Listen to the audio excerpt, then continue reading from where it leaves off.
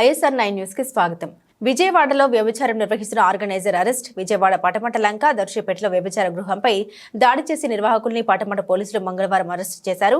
గత కొంతకాలంగా రేకుల షెడ్ ని బ్యూటీ పార్లర్ కోసమని అద్దెకు తీసుకుని వ్యభిచారం నిర్వహిస్తున్నట్లు ఆయన తెలిపారు. వ్యభిచార గృహం నిర్వహిస్తున్న ఆర్గనైజర్ బి నాగేశ్వరరావుని అదుపులోకి తీసుకున్నామని తెలిపారు. మరో నిర్వాహకుడు రాజేష్ కోసం గాలిస్తున్నట్లు తెలిపారు. విజయవాడ నగర police commissioner Shri PHD Ramakrishna గారి ఆదేశాల మేరకు DCP అధిరాజ్ సింగ్ రాణా గారి పర్యవేక్షణలో నిన్న మాకు రాబడిన సమాచారం మేరకు పడమట దర్శిపేట ఏరియాలో ఒక ఇంట్లో వ్యభిచార గృహం నిర్వహిస్తున్నారన్న సమాచారం పైన నేను మా పోలీస్ స్టేషన్ సిబ్బంది కలిసి దాడులు నిర్వహించడం జరిగింది.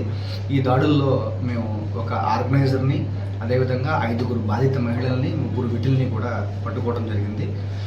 వారిపైన చట్ట ప్రకారం కేసులు నమోదు చేసి న్యాయస్థానం ముందు హాజరుపరచడం జరుగుతుంది. అదేవిధంగా మా తదుపరి దర్యాప్తులో ఈ వ్యభిచార గృహాన్ని నిర్వహిస్తున్నటువంటి రాజేష్ అనే వ్యక్తి మేము పరారీలో ఉన్నట్టుగా గుర్తించడం జరిగింది. అతను కూడా త్వరలోనే అరెస్ట్ చేసి న్యాయస్థానం ముందు ప్రవేశపెడతాము.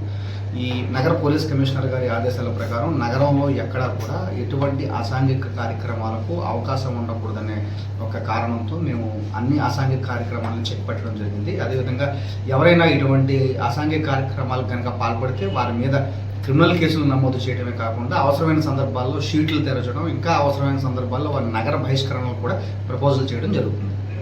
గతంలో పట్టుబడిన వాళ్ళకి వీళ్ళకి ఎటువంటి లింక్లా ఆ దిశలో కూడా మేము దర్యాప్తు చేస్తున్నాము. ప్రస్తుతం వరకు అయితే ఏమీ కేసులు ఉన్నట్టుగా మా నోటీసులు రాలేదు. అన్ని కోణాల్లో కూడా పూర్తి స్థాయిలో వెరిఫై చేస్తాం. అందరూ నగరానికి సంబంధించిన వాళ్ళేనా, లేక ఈ బాధిత మహిళల్లో 3 విజయవాడ నగరానికి చెందిన వాళ్ళు, ఒకళ్ళు గుంటూరుకి చెందిన వాళ్ళు, ఒకళ్ళు పెనంలూరుకి చెందిన వాళ్ళు ఉన్నారు. ఈ విటులు కూడా విజయవాడలో గుంటూరుకు సంబంధించిన వాళ్ళు ఉన్నారు.